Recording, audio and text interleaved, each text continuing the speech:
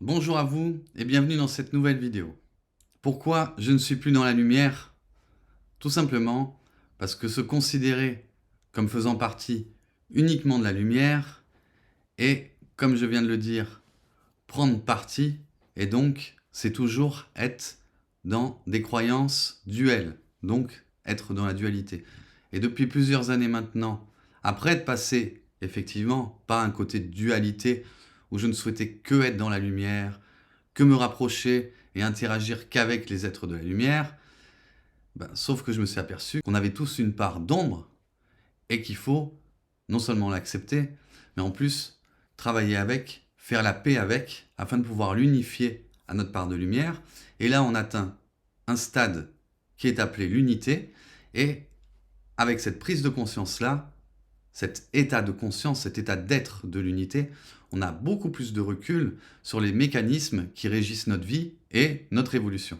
Donc effectivement, je ne suis plus dans la lumière comme j'ai pu l'être auparavant, dans un sens presque, entre guillemets, sectaire.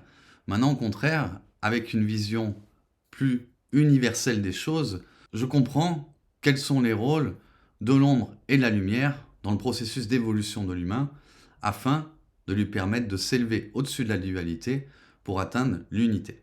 Ce qui est pour moi l'essence même de ce sujet, c'est-à-dire comment sortir de la vision duelle des choses afin d'entrer vraiment dans une vision beaucoup plus large, beaucoup plus universelle.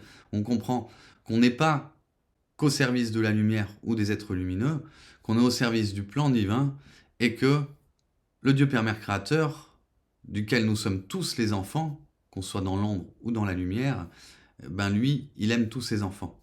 Et donc, en tant qu'enfant du Dieu Père Mère Créateur, il me semble normal d'essayer également de faire un travail pour aimer ses autres enfants.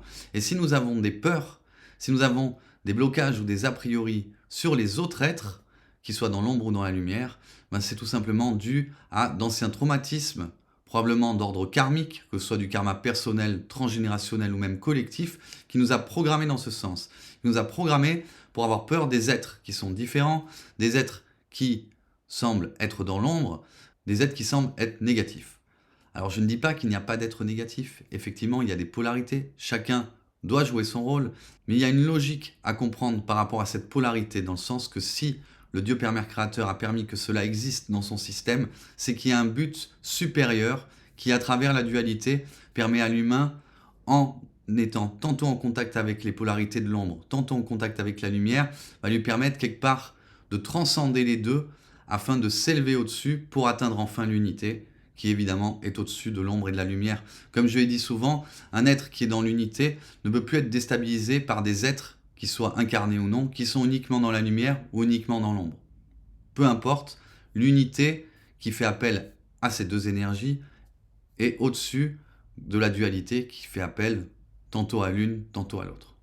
En essayant d'élever notre compréhension au-dessus des mécanismes de dualité, nous pouvons arriver à comprendre la logique d'ensemble qui régit ce système, afin que nous puissions nous servir de ce système comme un tremplin d'élévation et de compréhension, d'ouverture également de conscience, qui nous permettent de sortir définitivement de la dualité pour entrer enfin, et pour de bon cette fois-ci, dans l'unité.